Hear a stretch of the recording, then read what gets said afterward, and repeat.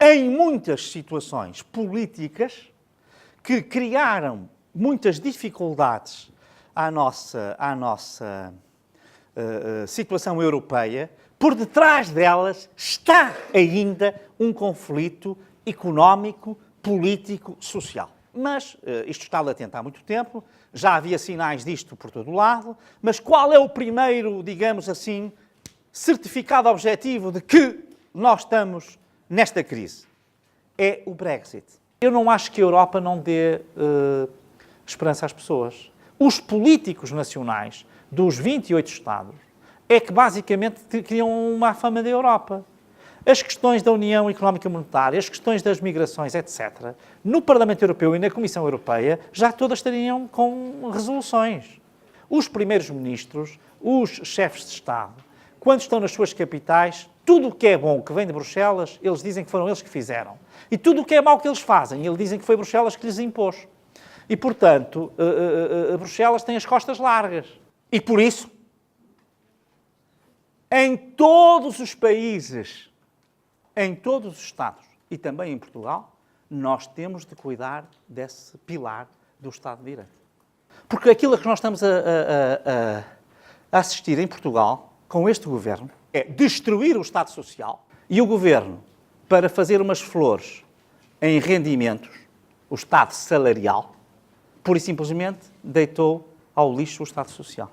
Nós chegamos ao cúmulo de este governo produzir, não fake news, mas uma fake constitution. Portanto, eu espero que o governo tenha bom senso e que, em vez de sonhar com uma Constituição alternativa que não existe, respeite a atual Constituição. O governo fará o que quiser, mas terá de responder pelo que fizer. Mas sabem o que é que, de algum modo, também me aflige? Porque é uma coisa nunca vista. É que, nestas dimensões de soberania, o governo falha em todas. Corta-se em áreas que são essenciais e onde a vida das pessoas está em causa. Uma coisa é certa. Se olharmos para os incêndios, se olharmos para a saúde, se olharmos para as estradas, este governo não trata da segurança das pessoas. Na questão dos incêndios do ano passado, o governo português não aprendeu nada. Falhou na preparação, falhou no combate, falhou na prevenção do segundo fogo e agora, até na reparação dos danos, ele está a falhar. A União Europeia é paz, é direitos humanos, é liberdade, é democracia, é Estado de Direito. Mas estes valores também se estão a perder. E é aqui que é importante também intervir. Mas estão-se a perder, diria eu, à escala global. O Brexit aconteceu por uma questão de egoísmo. É importante que cada um de nós mostre a mais-valia, o valor acrescentado da União Europeia a todos os níveis. E que também haja a percepção, que se tenha a percepção e que se consiga passar a percepção da importância da União Europeia. Nós, às vezes, só damos valor, por exemplo, à paz, se a perdermos. O grande desafio que nós temos, e o PSD, em boa hora, agarrou nele e deve trazê-lo para o debate público, e vocês podem dar um contributo enorme para ajudar a resolver esse desafio, é a natalidade. Outra coisa que é essencial saber-se é o que é que nós queremos de Portugal. O que é que nós queremos dos territórios? Que plataformas de investimento é que podemos ter? E não faltam instrumentos para esse objetivo. E depois temos que ser justos. O ser chico esperto na política ou habilidoso é uma coisa que não nos leva a lado nenhum. E impostos europeus não existem. Existem é a possibilidade dos Estados-membros, através dos Parlamentos Nacionais, por unanimidade, se colocarem de acordo sobre receitas que possam melhorar a receita total. E esse deve ser um objetivo que pode ser conseguido, não penalizando o contribuinte, e é essa também a nossa proposta. Y aparte, estas elecciones son importantes por el momento que está viviendo la Unión Europea. Un momento interno difícil. Sabéis que en el mes de junio el Consejo de Ministros de Economía y Finanzas, que preside un compatriota vuestro, ha dado por clausurada oficialmente la crisis económica de la Unión, con la vuelta de Grecia a los mercados. Estamos creando mucho empleo, pero la crisis ha dejado cicatrices bajo la fórmula de gobiernos y movimientos populistas y euroescépticos que ganan elecciones, que controlan gobiernos y que no han entendido que para problemas globales no bastan las soluciones nacionales. Sabe muy bien que el problema de las cifras no es un problema que la Unión Europea no pueda absorber. Es decir, no es un problema de capacidad, no es un problema de recursos, no es un problema de organización, es un problema de falta de entendimiento y de manipulación. Quiero deciros que la Unión Europea tiene que sufrir transformaciones profundas, que no bastan cambios cosméticos, que tenemos que hacer una unión más cercana a los ciudadanos, una unión que responda a las preocupaciones de mayores seguridades internas, externas y de defensa.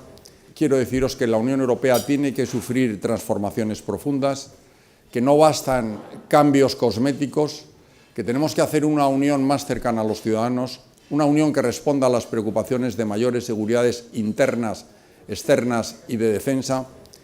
Y la ponencia que Carlos había preparado para mí en este programa es si hay síntomas de esperanza en un momento de crisis como el que estamos viviendo. Yo creo que en la vida uno tiene que intentar ver las cosas desde una perspectiva siempre optimista. Creo que podemos tener razones para pensar que el mundo ha cambiado para mejor. Níveis de abstenção alarmantes. Temos escassez de confiança nas instituições, só 16% dos portugueses é que confiam nos partidos, só 30% confia no governo e no Parlamento. E, portanto, temos a democracia representativa a fraquejar e na democracia participativa também ainda muito tímida.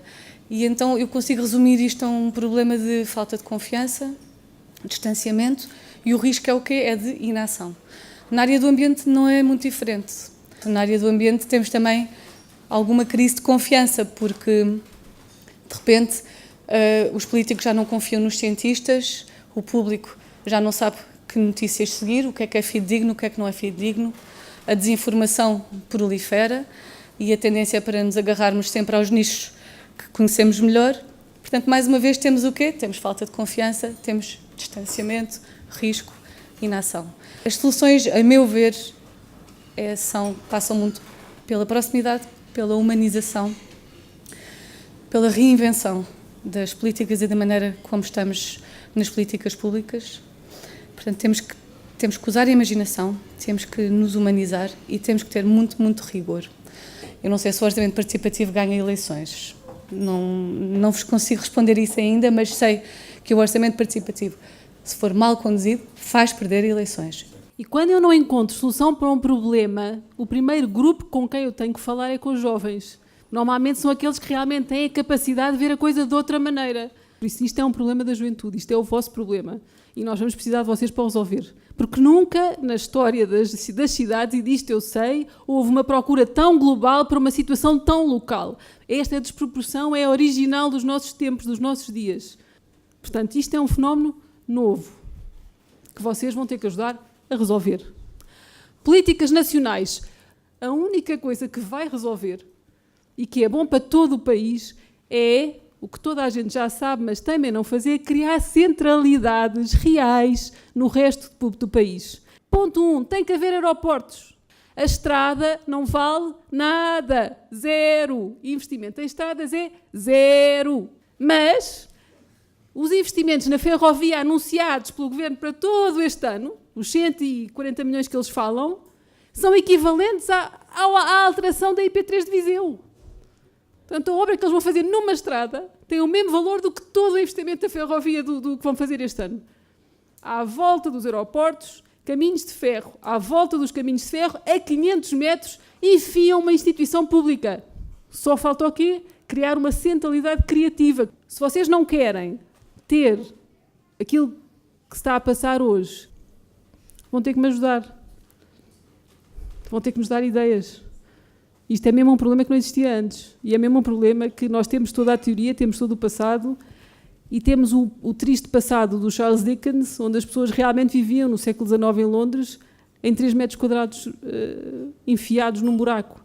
E o que é que aconteceu? Apareceu logo um senhor que começou a dizer que o melhor era nacionalizar tudo. Mas depois o que é que acontece se o senhor nacionalizar tudo? O que é que acontece se eu nacionalizar tudo? Quando o Estado controla tudo, o Estado controla todos. Quando o Estado controla todos, acabou a liberdade.